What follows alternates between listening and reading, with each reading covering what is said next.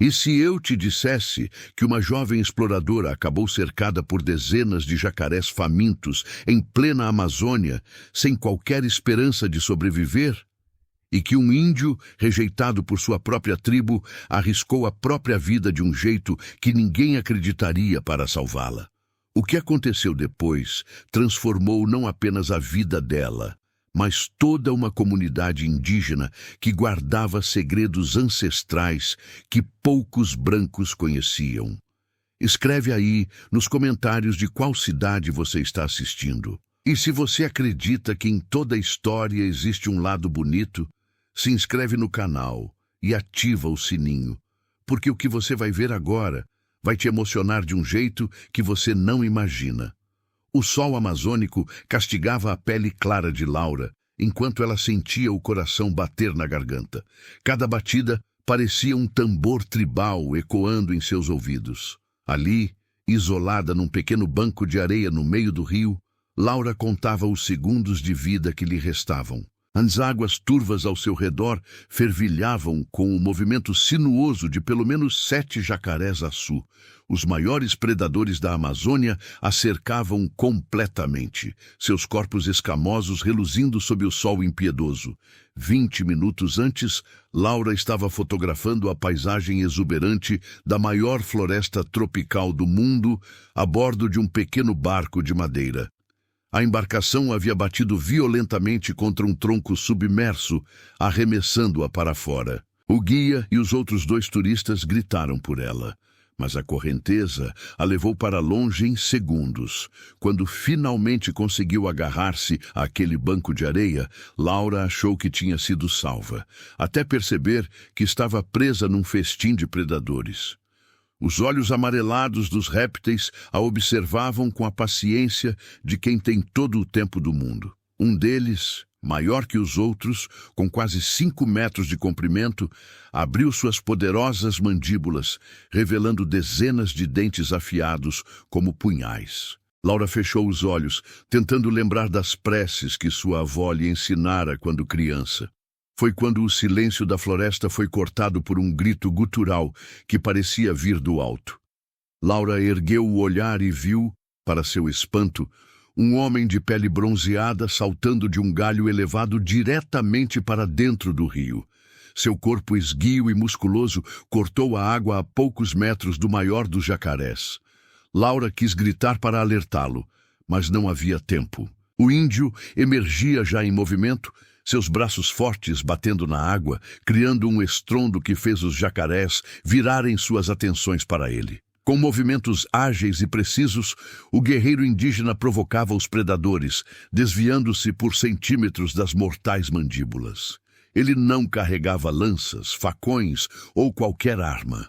Apenas seu corpo e um conhecimento ancestral que parecia guiar cada um de seus movimentos. O homem batia na água, mergulhava e surgia em outro ponto, confundindo os jacarés que agora ignoravam completamente Laura, hipnotizados pela dança mortal daquele intruso.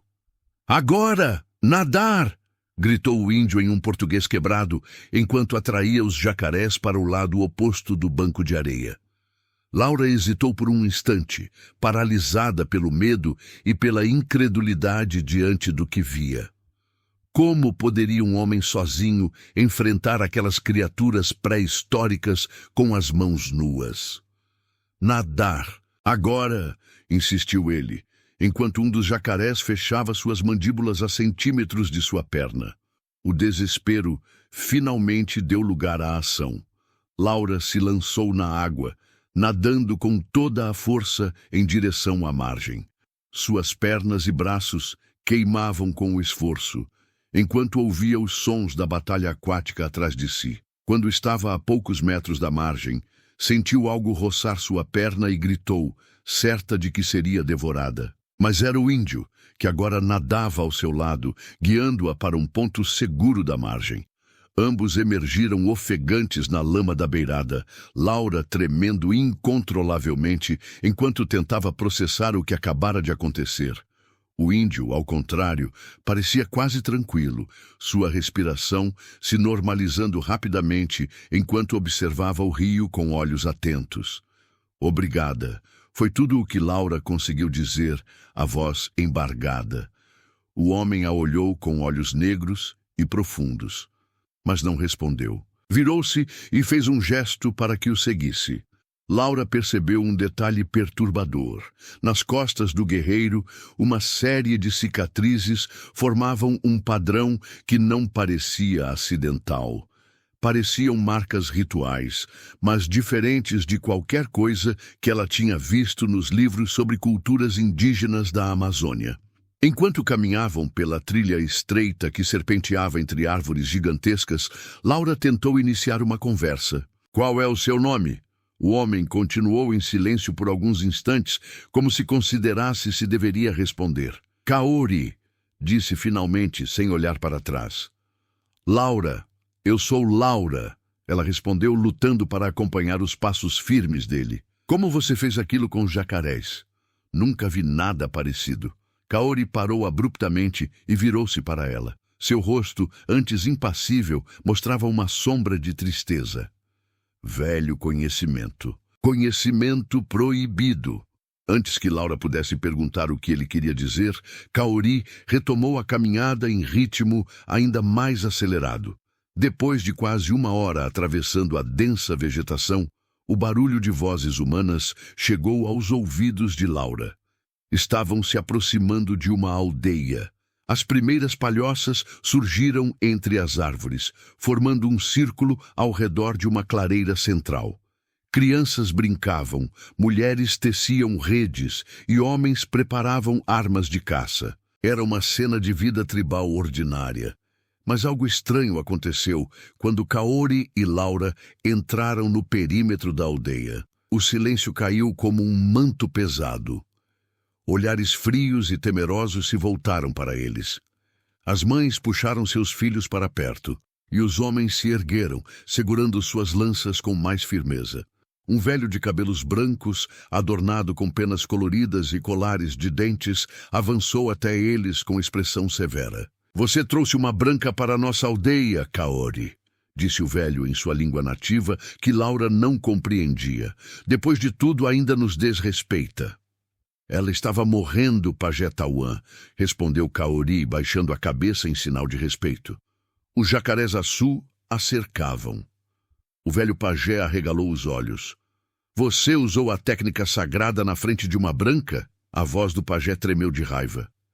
"Isso confirma que os espíritos estavam certos sobre você." Murmúrios agitados percorreram a aldeia. Laura percebeu que estava no meio de algo muito mais complexo do que imaginava. Kaori permanecia de cabeça baixa, mas seus punhos estavam cerrados, os nós dos dedos embranquecidos pela tensão. Uma mulher mais jovem, usando adornos diferentes dos demais, aproximou-se. Pelo respeito com que todos abriram caminho, Laura deduziu que devia ser alguém importante. Quando falou, sua voz era suave, mas carregava autoridade. "Meu pai", dirigiu-se ao pajé, "a branca não tem culpa dos erros de Kaori. Devemos oferecer abrigo enquanto decidimos o que fazer." O velho considerou as palavras por um momento e depois assentiu. "Yara tem razão. A branca ficará na cabana das visitas até que possamos levá-la de volta ao seu povo." Voltando-se para Kaori, acrescentou com dureza: "Quanto a você, o conselho se reunirá ao anoitecer para decidir seu destino." Laura foi conduzida por Yara até uma pequena cabana na periferia da aldeia. Assim que ficaram sozinhas, ela disparou as perguntas que fervilhavam em sua mente.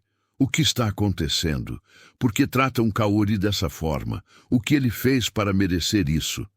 Yara observou Laura por um longo momento antes de responder, como se avaliasse quanto poderia revelar.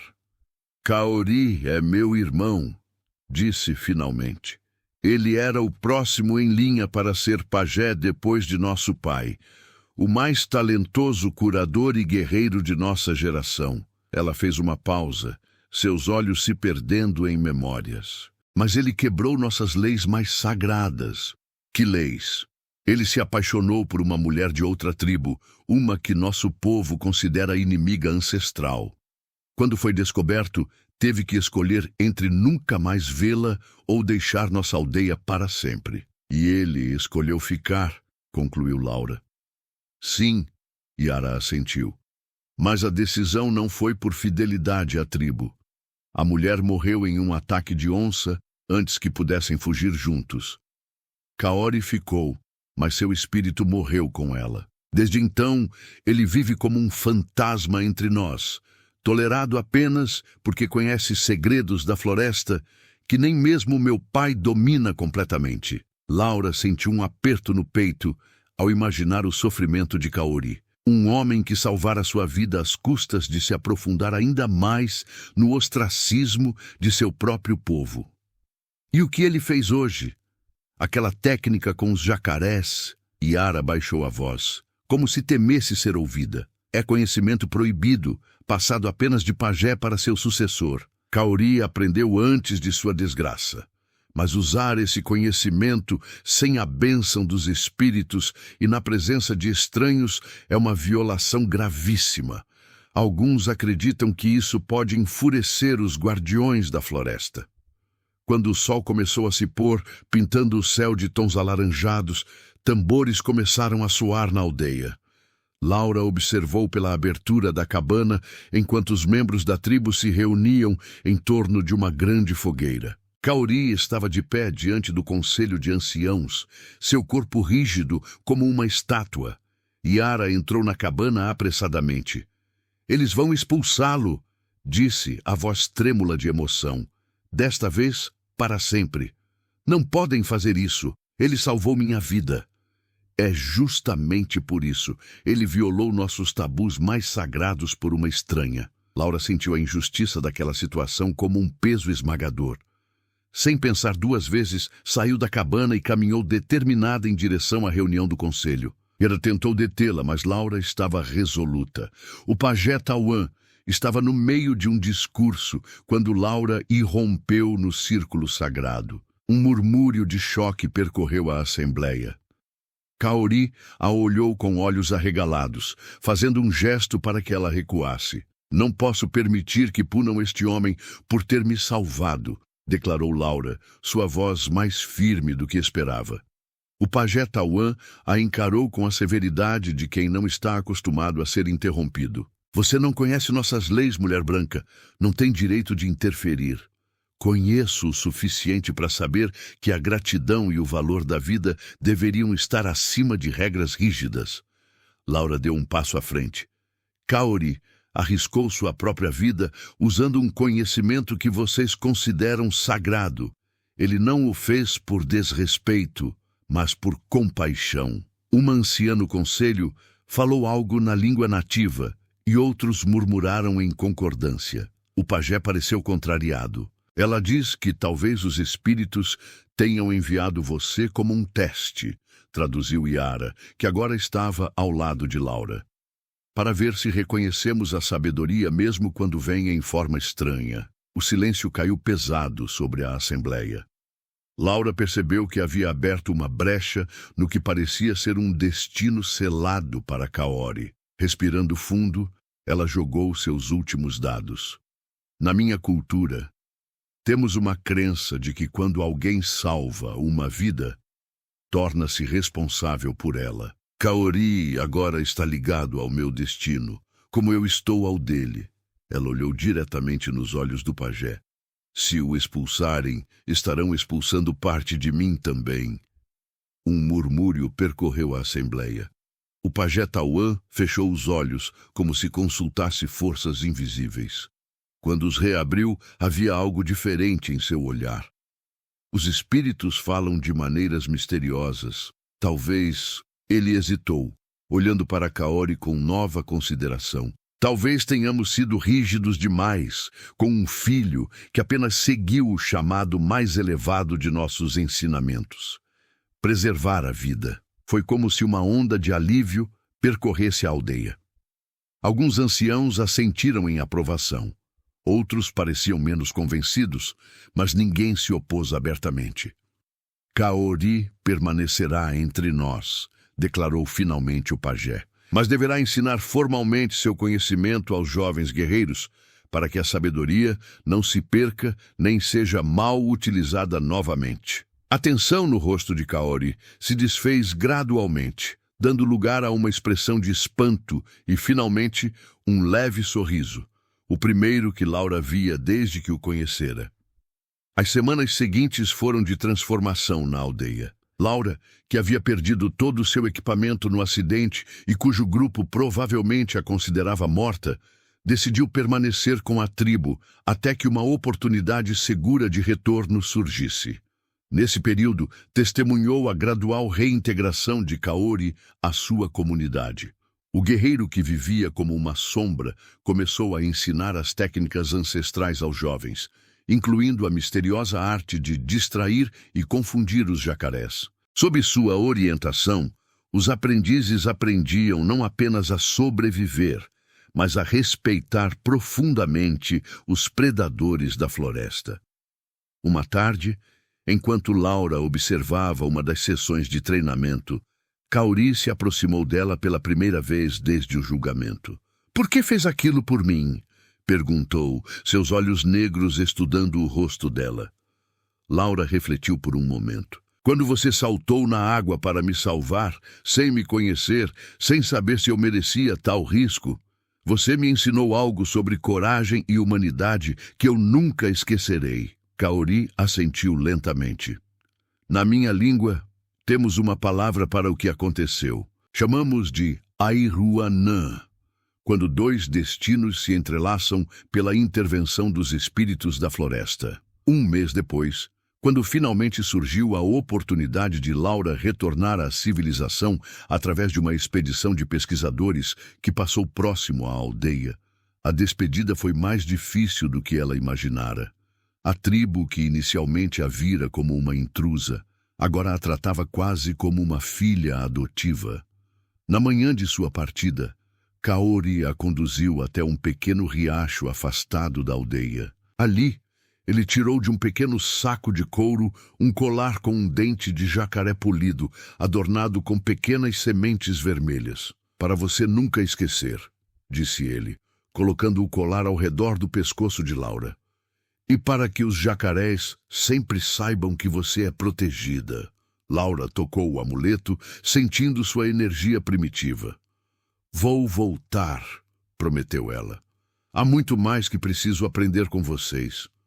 Kaori sorriu, um sorriso pleno desta vez.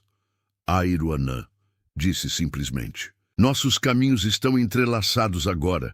É apenas uma questão de tempo até se cruzarem novamente." Quando Laura finalmente embarcou no barco que a levaria de volta à cidade, carregava muito mais do que lembranças. Levava consigo uma nova compreensão sobre coragem, sacrifício e a tênue linha que separa regras de sabedoria. E enquanto o barco se afastava pelo grande rio, ela jurou a si mesma que contaria ao mundo não apenas sobre sua extraordinária aventura, mas sobre um povo que encontrou um caminho para equilibrar tradição e compaixão nas profundezas da maior floresta do planeta. E na aldeia, pela primeira vez em anos, Kaori não assistia ao amanhecer como um homem à margem de sua própria vida, mas como alguém que finalmente havia encontrado seu verdadeiro propósito: ser a ponte entre mundos que, apesar de diferentes, compartilhavam a mesma essência humana.